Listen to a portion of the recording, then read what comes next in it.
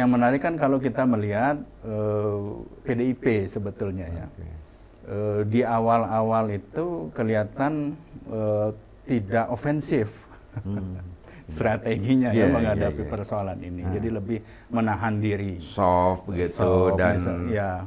Sebetulnya warga kita itu sudah relatif cerdas. Underestimate lah terhadap masyarakat ya. Punya sensitivitas. Tapi ya kalau saya melihat ya tertahan itu karena tadi justru ini ada potensi sentimen negatif yang muncul. Jadi ada strategi yang berubah kalau saya lihat ya terutama ya pasca putusan MK. Jadi proses delegitimasi tengah berjalan itu di level tadi legislatif.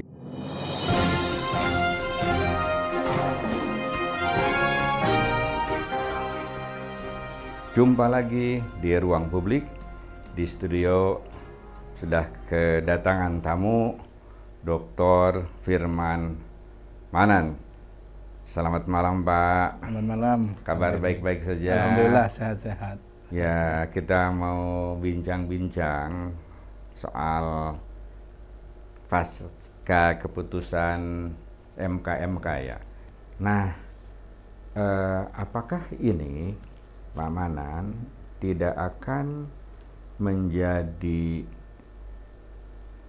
isu yang akan terus berkembang di tengah masyarakat kita? Karena ini kan soal nurani ya. Gimana menurut Pak Manan? Iya, kalau menurut saya ada potensi dua isu besar yang akan muncul kan ini. Setelah putusan MK ini. Satu soal tingkat kepercayaan terhadap Presiden Jokowi. Jadi soal approval rating. Ya. Karena selama ini memang kan approval ratingnya relatif tinggi terhadap Presiden ya, di atas 70%. Dan itu bagi presiden yang sudah akan meninggalkan masa jabatan itu agak prestasi yang agak baik sebetulnya. Sayang ya kalau. Nah, tetapi kan tadi dengan keputusan MK ini yang bagaimanapun tadi satu ada sisi bahkan dalam amar putusan itu disebutkan memang ada semacam intervensi ya, dan tentu ada pandangan orang bahwa ini terkait dengan presiden. Nah, kalau kemudian isu ini terus bergulir, dan saya pikir ada peluang dia tidak hanya sekedar menjadi temporary issue ya, jadi tidak sekedar isu temporer yang selesai kemudian tergantikan isu lain, tapi ini kemungkinan akan terus bergulir. Jadi permanen isu sampai pilpres, sampai kampanye pada masa kampanye. Kemudian bagaimanapun itu kan bisa dimanfaatkan oleh berbagai pihak sebetulnya. Dan untuk membangun negatif campaign, untuk membangun kampanye negatif terhadap pasangan Prabowo dan Gibran. Nah, sehingga yang tadinya pencawapresan Gibran itu dimaksudkan justru untuk memberikan insentif elektoral kepada Prabowo, termasuk kepada partai-partai pengusung ya, karena kan kita tahu juga soal kotel efeknya yang diharapkan.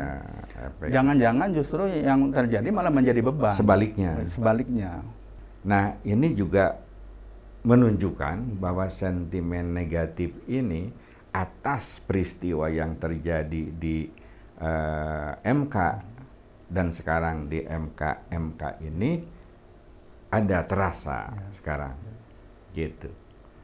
Nah, bagaimana respon ya dari partai-partai pengusung yang ramai kan antara Prabowo Ganjar kan sekarang ini. Kalau kelihatannya Pak Anies ya adem-adem saja, ikutan aja lah gitu. Pokoknya saya mah nunggu hasilnya gitu. Nah, gimana Pak reaksi-reaksi yang bakal muncul? Ya, yang menarik kan kalau kita melihat PDIP sebetulnya ya. Di awal-awal itu kelihatan tidak ofensif strateginya menghadapi persoalan ini. Jadi lebih menahan diri. Soft begitu dan kelihatannya Mbak Puan itu santun, matang sebagai politisi gitu. Keren ya gitu ya. Artinya misalnya dengan pun Gibran sudah dicawapreskan melalui Golkar, itu tidak ada kata-kata misalnya Gibran dipecat. Ya. Termasuk terakhir Bobi ya, juga menyatakan dukungan. Tapi saya melihat belakangan ini kemudian menjadi agak ofensif ya. Terutama Pak Sekjen ya. Ya, terutama Pak Hasto, Sekjen, ya. Mas Hasto. Atau terakhir kita lihat apa yang dilakukan Masinton Pasaribu bahkan ketika menggulirkan hak angket. Nah itu juga kan menarik sebetulnya ya menurut saya. Hak angket itu juga itu kan terlepas perdebatannya ya soal hukumnya kembali dan kita tidak membahas soal itu. Tapi secara politik ini sesuatu juga yang bisa menjadi instrumen digunakan dan tidak hanya soal dampak elektoralnya, kan menurut saya bisa mengganggu relasi antara parlemen dengan presiden.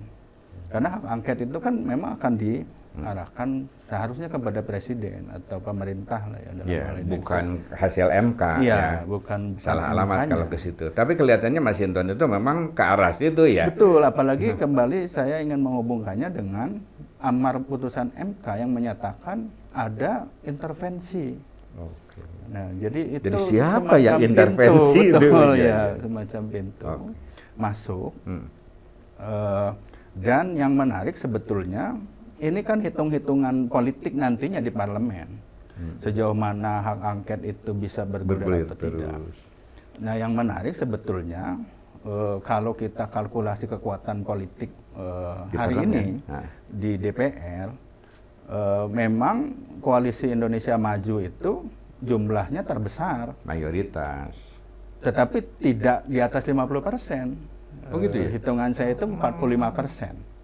Jadi ya, koalisi Indonesia Maju itu Gerindra, Golkar, PAN, itu hanya 45%. Nah, sedangkan ada koalisi perubahan itu PKB, PKB, Nasdem, mereka bergabung, PKS, ya itu sekitar 29%. Jadi ada potensi bergabung lah ke. Lalu kemudian yang PDIP dan P3 itu sekitar 26%. Jadi justru 55%. Jadi kalau yang koalisi Indonesia Maju itu Gerindra, Golkar, Demokrat, dan PAN itu 45%. Golkar.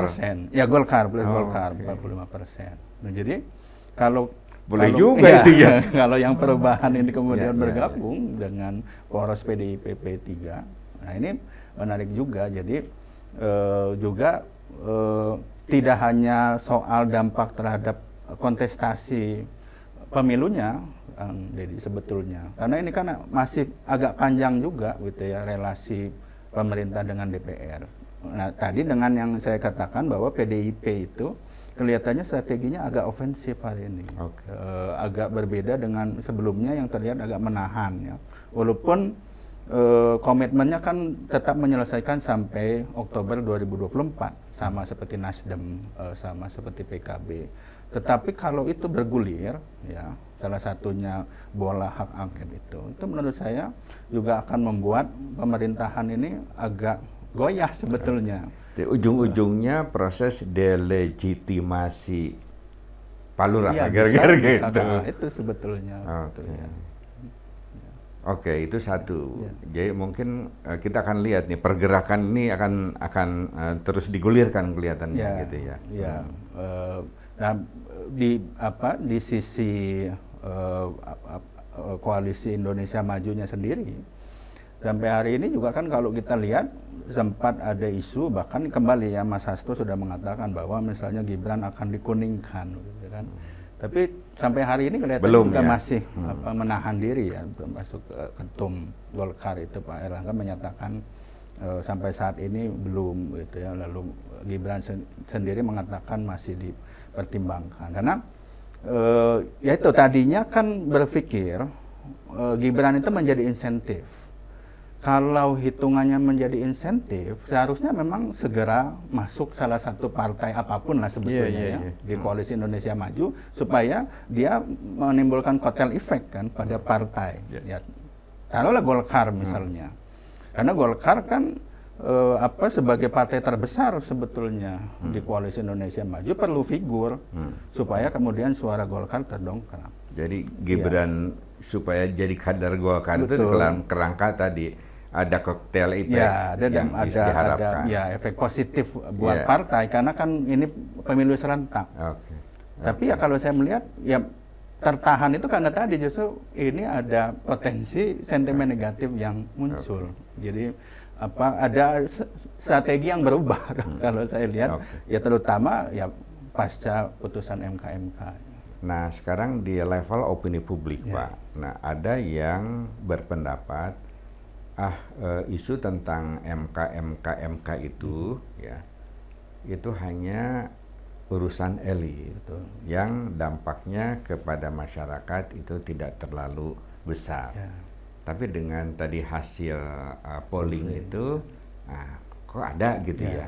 Nah itu bagaimana dengan pendapat tadi bahwa ini opini publik ini hanya berkembang berhembus di level elit saja, tidak sampai ke akar rumput misalnya gitu. Pendapat Bapak gimana? Yang tadi bahwa ternyata ini tidak sekedar semacam temporary isu yang kemudian akan tergantikan isu-isu lain ya. Ya karena ini juga prosesnya kan terus bergulir setelah pasca putusan MK 90 ternyata ada tidak selesai. Nanti ada MK masih ada hak angket. Jadi memang ini isu yang kelihatannya akan terus muncul di ruang publik. Jadi atau bahkan dalam tanda kutip dimunculkan. Memang. Karena kan salah satu cara untuk membuat itu isunya reda kan dia dihilangkan dari ruang publik.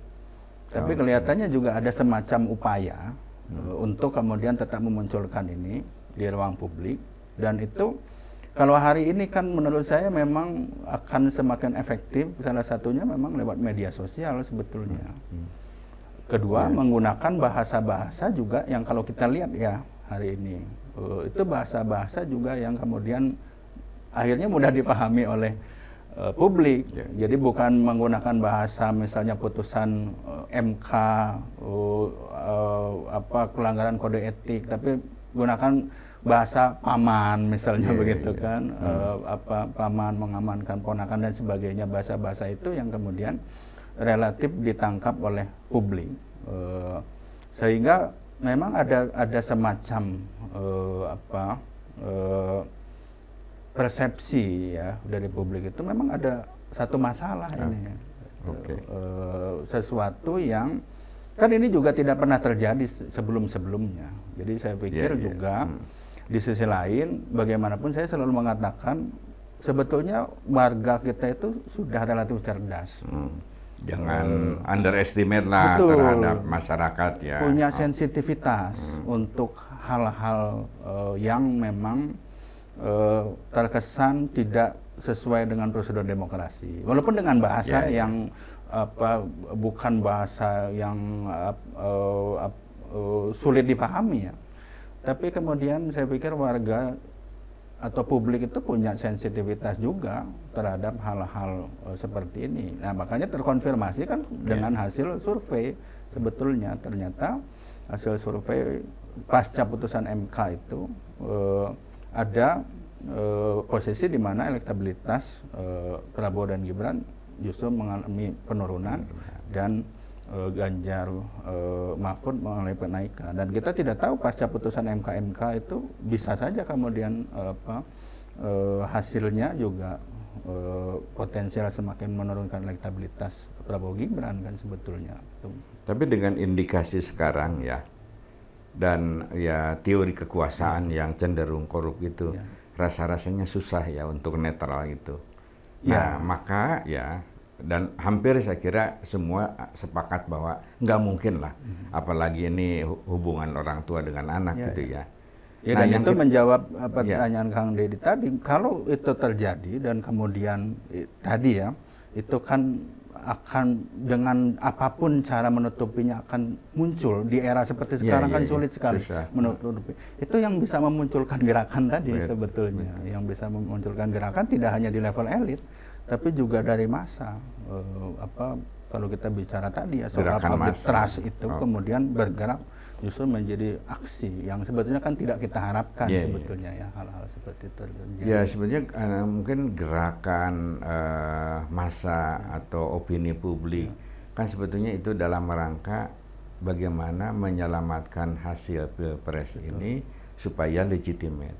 Bisa kita bayangkan ya, hasil pemilu dengan dana ya triliunan ya, itu dengan hasil yang tidak legitimate dalam pengertian secara moral gitu ya. Tidak ada public trust. Kan mengerikan, Pak. Saudara-saudara, itulah bincang-bincang kita dengan Pak Firman Manan.